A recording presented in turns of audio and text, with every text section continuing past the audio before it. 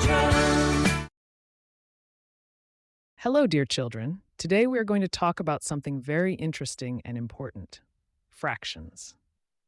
Fractions are a way to divide something into smaller parts. Imagine you have a big cake and you want to share it with your friends. How do you do that? That is what I will tell you about today. On a meadow by the forest, Fox and Mouse met. Fox, being a fox, tried to convince Mouse that if he divided an apple into two parts, he would get more than half. Mouse, though a bit timid, was not convinced. Fox divided the apple into two uneven parts and kept the bigger piece for himself. Mouse noticed that something was off. Owl explained that fractions must be equal, and when you divide the apple into two equal parts, each animal gets one half, which is exactly half. Badger and Butterfly met by the stream. Badger divided a cake into four equal parts. Butterfly, full of enthusiasm, asked if he could have one part.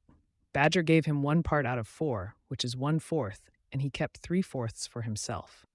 Owl added that these are fractions, 1/4 and 3/4, which together make 4/4, or one whole. Bear and Doe met under a big oak tree. Owl asked them, "How do you divide a pizza into 3/8 and 5/8?"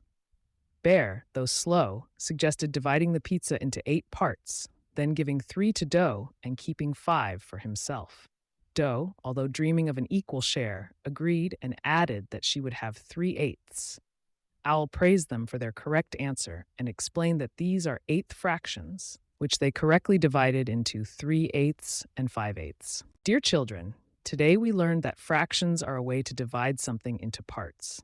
Remember, each part must be equal. For example, if we divide a cake into 4 parts and eat one part, we will have 3/4 of the cake left, which is a fraction of the cake. I hope you now know how to divide different things into fractions. See you next time.